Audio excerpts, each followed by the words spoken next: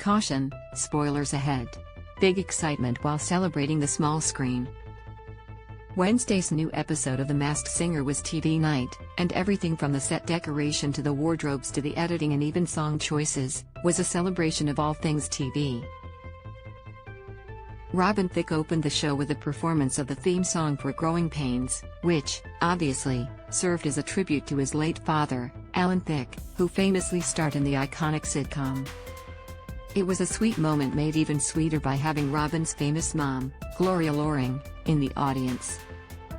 Meanwhile, fellow panelists Jenny McCarthy, Ken Jeong and Nicole Scherzinger also embraced the theme with some TV-inspired costumes of their own, including Ken dressed up in a doctor's coat and McCarthy decked out like Wonder Woman.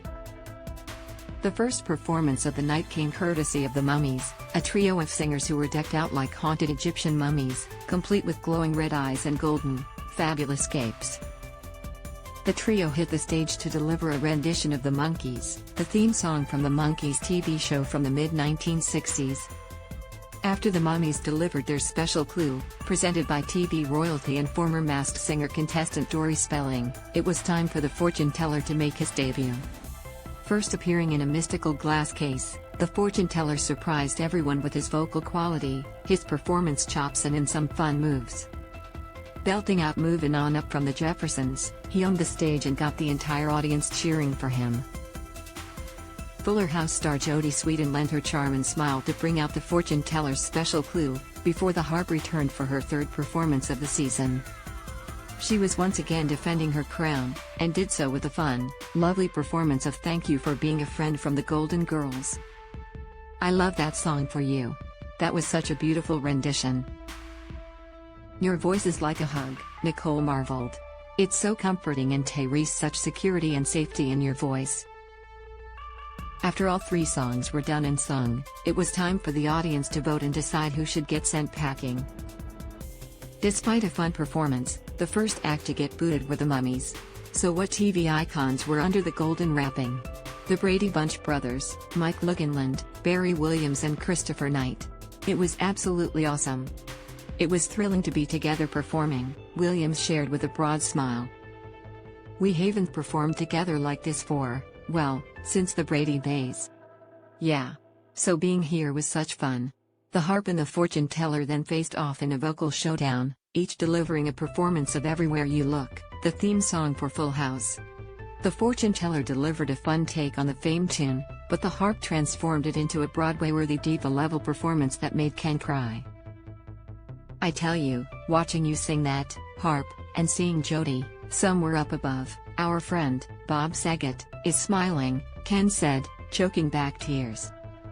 "This is what TV is all about. It unites." Unsurprisingly, the harp won yet again, and with this third win, the harp secured her place in the semi-finals and doesn't have to keep defending her title each week. It also opens the door for someone else to shine, without having to face off, yet, against such a powerhouse. So, it was finally time for the fortune teller to take off his mask. After all the guesses were made, he revealed himself to be none other than Shark Tank star and business magnate, Daymond John. John spoke with ET on Wednesday, and reflected on his time on The Masked Singer, explaining, "It was about stepping outside of my comfort zone. But it still fits within my world. Honestly, if I was not masked and I was singing, I may have declined. But it was all in the way it was positioned, because you're behind the mask." While being masked gave him the strength he needed to be vulnerable on stage, John said he wanted to make sure to embrace the experience, because he would have regretted it if he hadn't. "I never want to sit back and go, I had the opportunity to do this, and didn't. So, I would have regretted it for a long period of time if I didn't do it," he shared. Next week, fans will get the chance to see a whole new slate of singers take the stage, but only one will move on and remain secret. The Masked Singer returns next Wednesday at 8 p.m. ET/PT on Fox. Nick Cannon on welcoming baby number 8 and how his Masked Singer family reacted. Exclusive. This video is unavailable because we were unable to load a message from our sponsors.